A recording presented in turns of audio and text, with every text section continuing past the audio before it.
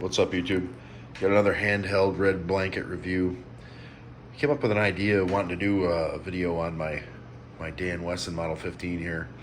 I know the lighting isn't great in this room, but we'll have to bear with it.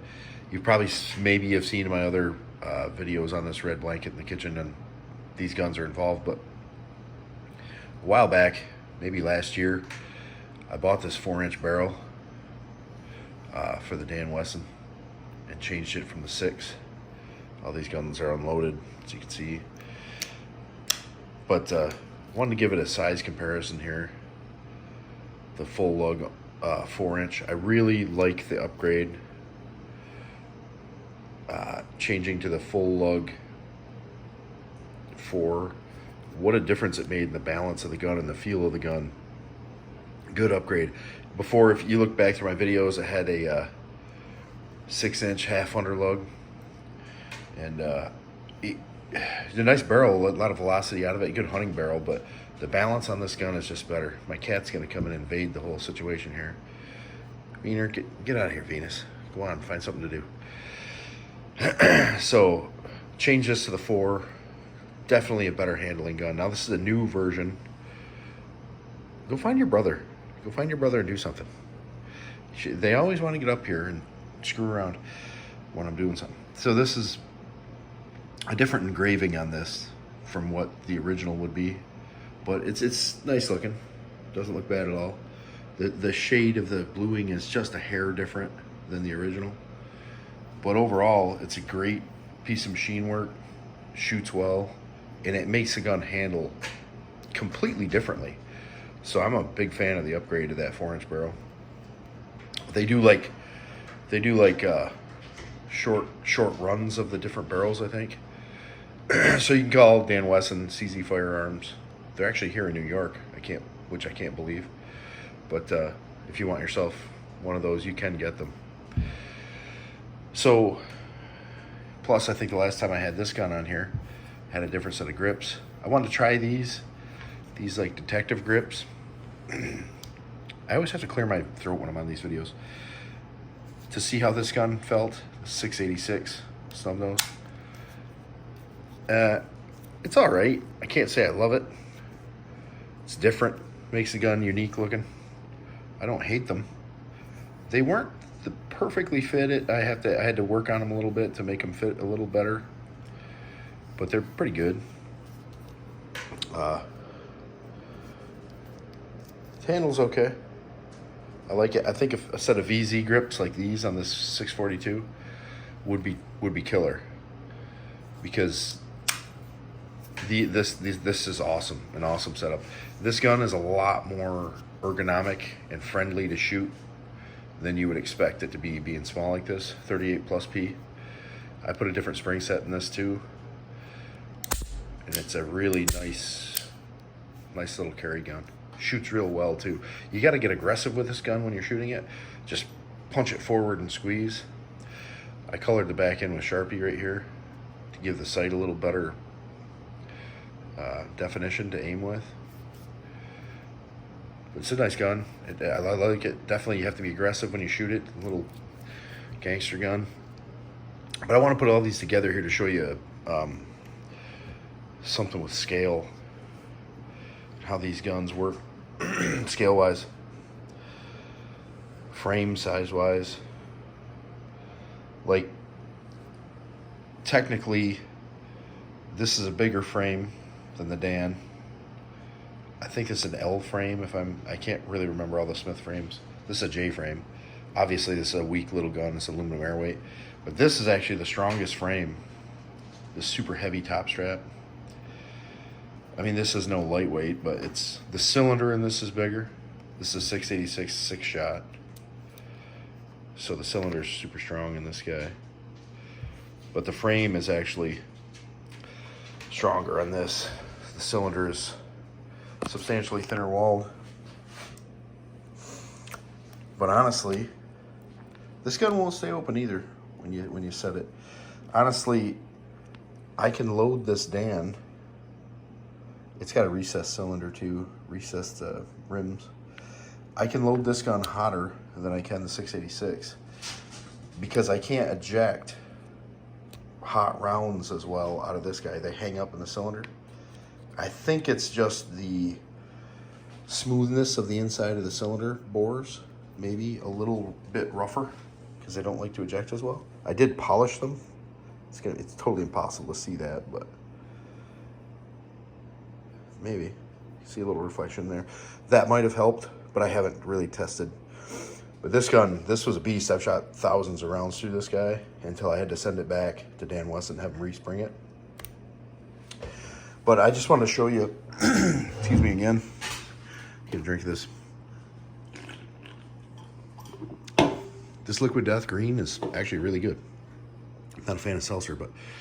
So I got some speed loaders here. This is a self-stippled Safari Land. These are Safari Lands, not stippled. This side, whatever that is, HKG, HKS, yeah. Not really a fan of these, but I got them free from somebody.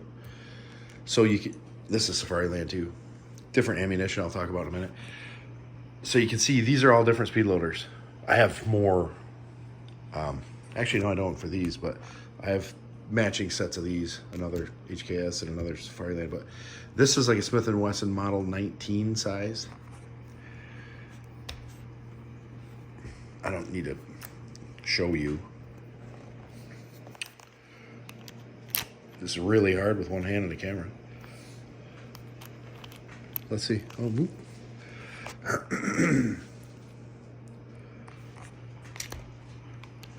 Yeah, no go. Not gonna work, right? Quite a bit bigger spread on the this guy. And obviously this 5-shot not gonna work. Tiny for those. But there's a substantial difference in size between the 686 cylinder and the Dan Wesson. As for ammunition, these are pretty old actually. These are Federal, I believe. Solid grain, or 140 grain solid copper. Barnes expander rounds. Not sure. This is a hunting round for like deer hunting. Works extremely well, really fast. Honestly, one of the better performing rounds I've shot out of the snub nose. I can't remember I've chronographed it. I can't remember exactly the speeds, but it didn't lose a whole hell of a lot. I want to say 1150 maybe coming out of here. Never chronographed it out of a longer barrel, but I'm certain it would be better. These are your old-time standard Remington 125s. These are fast, and they shoot really well. Very flat shooting. These are like the old-time rounds the FBI talks about, basic copies. Those are really good. Same 140s. That's all I use are the 125s or the Federal 140s with the Barnes expander. Both these are extremely effective. I think I ran out of one of these, so I loaded this up all the same with 125s to the snub nose. These are not as good. These are, I can't remember what these are, but they didn't perform as well. I remember looking at testing. They didn't perform as well as I'd expected. Or they Winchesters. They weren't as good. I wish I could remember for you what they were, but they're 38 plus Ps, but the projectile doesn't expand reliably. But these are go-to rounds for the 357 Magnum. Any way you cut it, especially in a 6 or 4 inch barrel, is killer. But I was really surprised, like I said, in how these don't lose a ton out of your 686 snub nose. I think this is a 2.5 inch barrel, maybe 2 1/4. It's pretty short, but this is an older model gun too, as you can see by the top strap's different.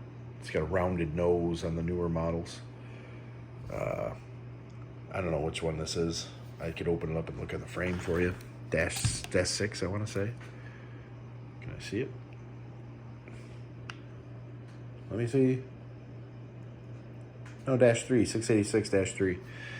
So,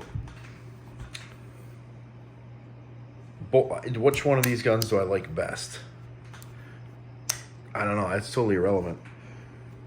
This guy is super smooth. Now we got some rounds on the table. We already know this is empty, but super smooth.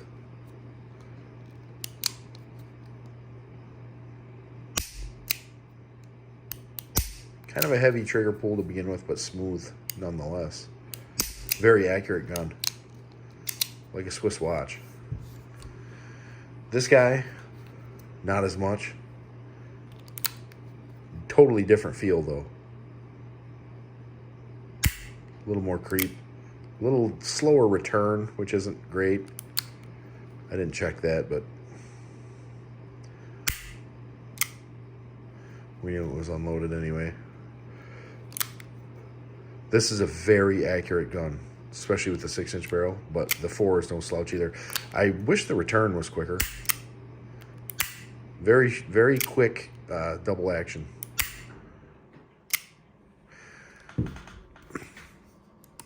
And we know this guy's empty too. Super smooth. Which one's my favorite? None, really. They're totally different guns. They do different things, and they do them all well. This guy's super concealable. You actually forget that you carry this thing on your hip if you got it with you. That VZ grip on there is incredible.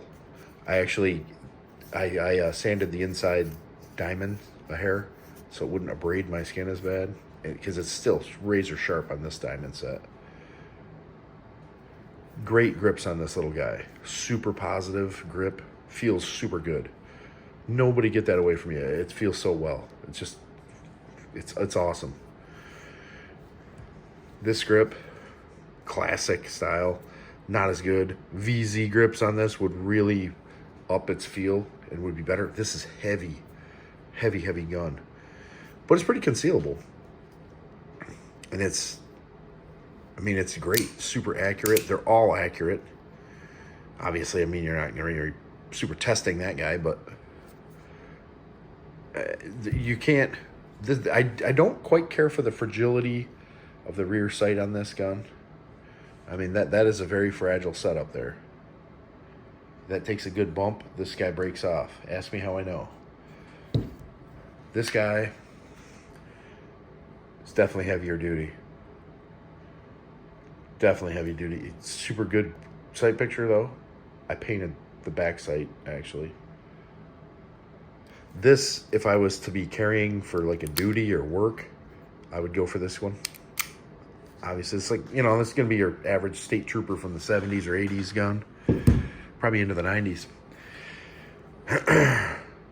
This is like a, I guess, gangster concealed carry. And this is more of a businessman gangster concealed carry. Backup gun. Good to shoot out of a pocket. No exposed hammer. Quick. One less round. They're all great guns. But they fill a different role for sure. It's honestly, they're, I don't know. They're all a little bit antiquated now, I would say, but they're super cool collector's pieces. And all fully functional. Obviously, they're fully functional. I wouldn't have them or I'd have them fixed, but you know what I mean? They're fully deployable. They're still relevant firearm, for sure. I honestly carry this gun probably more than any other fucking firearm I have, because it's so comfortable. I mean, it's got some wear spots on it where it rubs on the holster. We've got another one back here. But they're all extremely useful, good guns. Now, this guy, the guns it came with, I think this was a Talo exclusive. This you couldn't use a speed loader until I got these VZs with this big cutout. Keep that in mind. And I also blocked that lock pin with a kit from somebody. I trust any of these firearms. I did try to shim the cylinder. This has a bit of, this gun has quite a bit of end play. I can't really show you. But it was on like the high end of the cylinder end play. I bought a shim kit for it and brought it down pretty tight. And then I brought it out and test fired it in the winter. And I'm glad I did, because the gun stopped up solid. So what happened was the cylinder expanded a little bit with the heat. And it totally just didn't have enough end gap to continue operating. Just locked up like a paperweight. So if you're into measuring end gaps, keep that in mind. Cold weather end gaps, the frame will not expand as quick as the cylinder. And within 4 shots, you're running into binding problems if you get the cylinder end play down to a minimum. So that's important. So I took that out and just let it run as loose as possible. I'd rather have the gun reliable, you know. No other issues after I did that. But yeah, they're all great guns. And I used to have the original grip for this, and I don't know where it is. But anyway, Dan Wesson 4-inch barrel, new, inspired this video. Have fun. Maybe a little long-winded, but yeah, 3 nice guns to check out. Gun candy, gun eye candy. Take it easy.